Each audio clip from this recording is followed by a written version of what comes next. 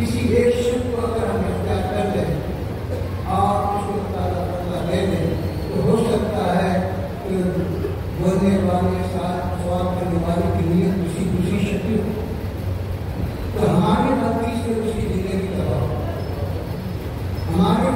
وجہ سے جو ہے ایک ہنگامہ بنا، تو اس وجہ سے کسی کو چاہیے کہ ہر مسئلے میں جو بھی پیش آیا اس پہ خوب غور و خوض کرے، کیونکہ فقہ کا مسئلہ ہے کہ قاضی کو اس کے سامنے جب مقدمہ پیش آتا ہے تو اس کے تمام پہلو اس کے سامنے جب آتے ہیں تو غصے کی حالت میں فیصلہ نہیں کرتا، کیونکہ غصے کی حالت میں انسان بعض وقت بے قابو ہو جاتا ہے، اس کے زبان و قلم بھی بے قابو ہو جاتے ہیں، جس کی وجہ سے اب جا کر باطل اور باطل جا کے حملہ کرتے ہیں۔ اسی طرح مفتی کے لیے لازم ہے کہ وہ تمام پہلوؤں کا جائزہ لے، اور جو پہلو خیر کا ہو سکتا ہے، اصلاح کا ہو سکتا ہے، اس کو اختیار کرے۔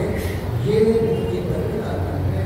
یہاں کے حضرت نے اسی کی تفصیل اپنے ان پر توجہ کی کہ آج کے زمانے کے لحاظ سے یہ بالکل صحیح اور بالکل واجب العمل مشورہ ہے۔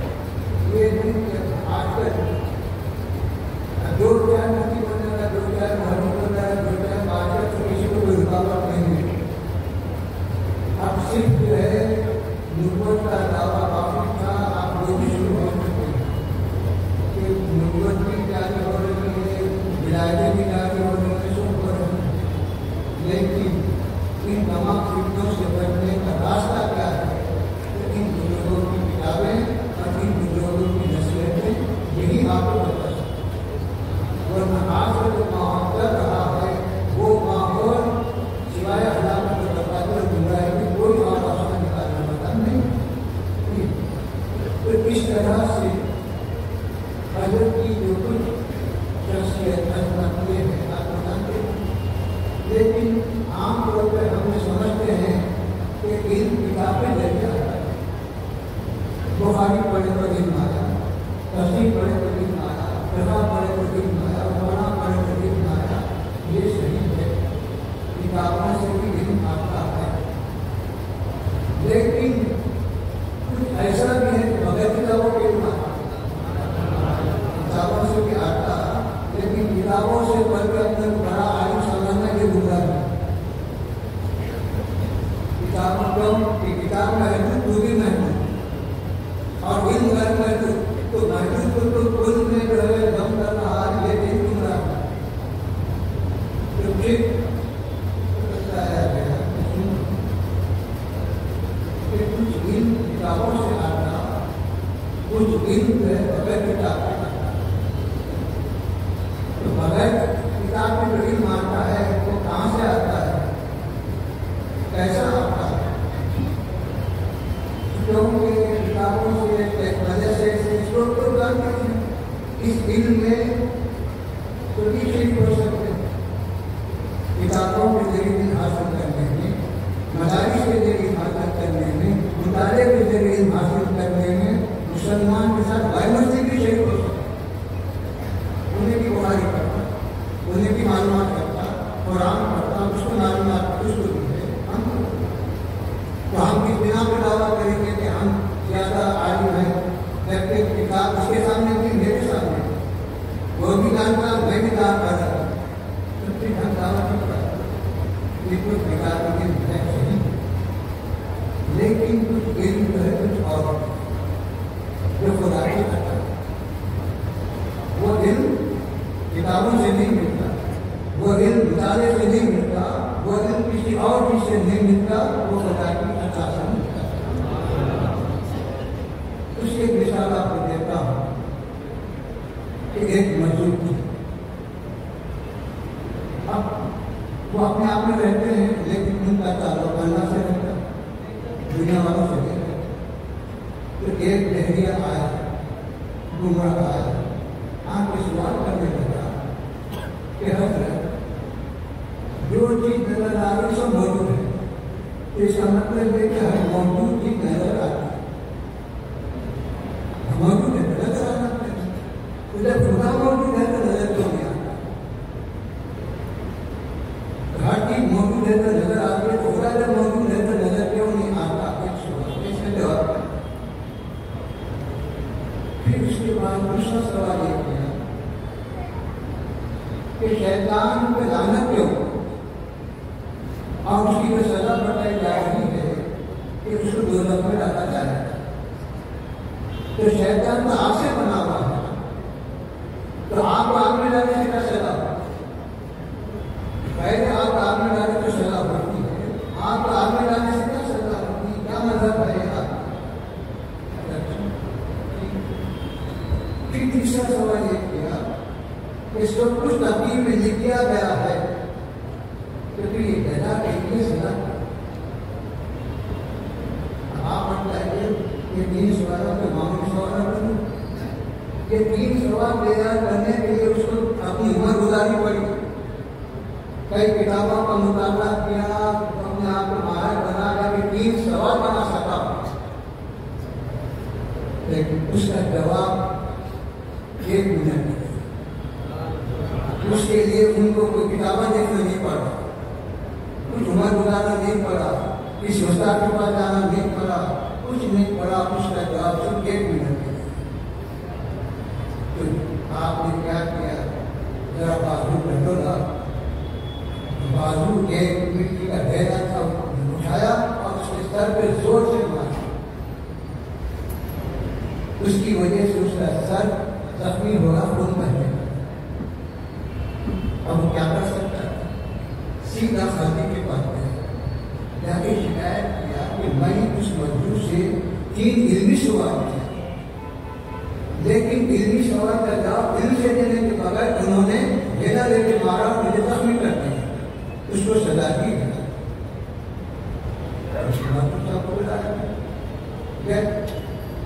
جانے کے بعد قاضی نے پوچھا کہ جن کے 3 علمی سوال کا جواب آپ جو ہے علمی جواب دینے کی وجہ سے کیوں جواب دیے؟ انہوں نے کہا اس کے 3 سوال کا جواب ایک ہی ڈھیلا ہے. وہ کیسا؟ آپ اس سے پوچھے کیا سوال کیا ہو؟ کیا سوال کیا کرتا کہ جب خدا موجود ہے تو ہر موجود چیز نظر آتی تو پھر خدا نظر کیوں نہیں آ رہا؟ یہ سوال کیا. تو میں ڈھیلے سے مارنے سے تجھے کیا ہوا؟ تو درد ہو رہا کہتا تو درد کہاں بتا, پہلے درد بتا مجھے کہ وہ موجود ہے تو نظر کیوں نہیں آ رہا؟ جب تیرے اندر درد ہو رہا ہے, درد بول رہا ہے, تو پھر باہر موجود نظر آتا تو درد کیوں نظر نہیں آ رہا؟ میرے کو نظر آنا آتا تھا. کیا کام کر سکتا؟ دوسرا سوال کیا یہ ہے کہ شیطان آگ سے بنا, آگ آگ میں ڈالنے سے کیا سزا ہوا؟ یہ کیسا فلسفہ ہے؟ میں نے کسے مارا؟ مٹی کے ڈھیلے سے. تو کسے بنا؟ مٹی سے. تو مٹی سے مٹی کو تکلیف ہو رہی, آگ سے آپ کیوں نہیں ہوتی؟ مٹی سے مٹی کو جب تکلیف ہو رہی ہے, سزا ہو رہی ہے, تو آگ سے آپ کیوں سزا نہیں ہو سکتی ہے؟ بتا.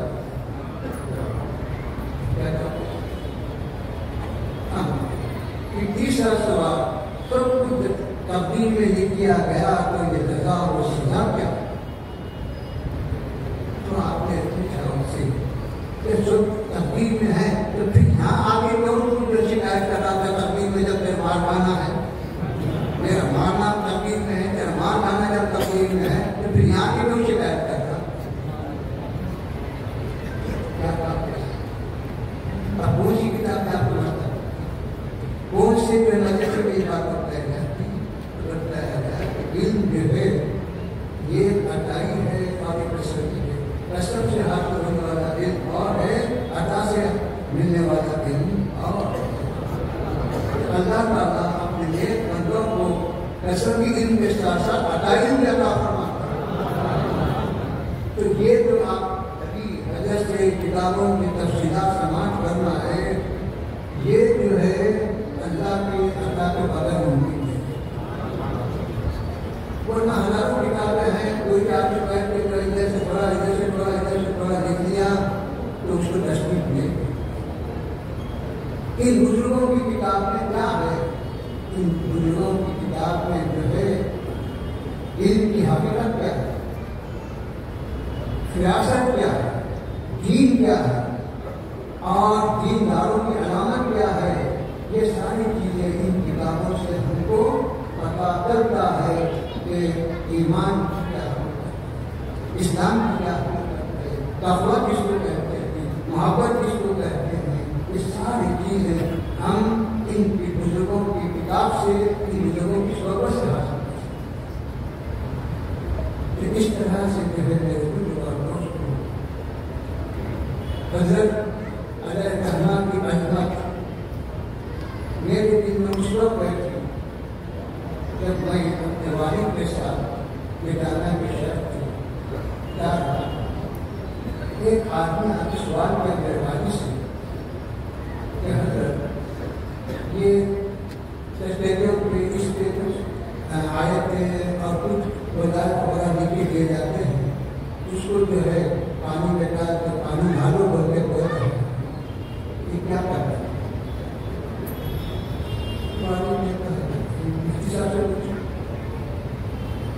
آپ بھی جانا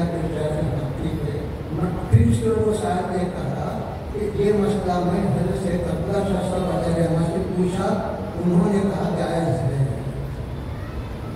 والد نے کہا حضرت سے پوچھنے کے بعد مجھے دوسروں سے پوچھنے کی ضرورت کیوں ہے؟ جو حضرت کی بات مجھے بھروسہ نہیں آیا، جو حضرت کے ارشاد کو تعلق عمل کرنے میں کیوں ہوتا ہے؟ حضرت کے فرمانے کے بعد اب مجھے کسی نہ مفتی کی ضرورت ہے، نہ کسی مولوی کی ضرورت ہے، نہ کسی اور سے پوچھنے کی ضرورت ہے، کیا عمل کر. اس وقت مجھے پتا چلا کہ حضرت کا علم تفردش اور کیا اس وقت آیا ہمارے طالب علم سے چھوٹے. پھر اسی طرح میرے پھر اور دوست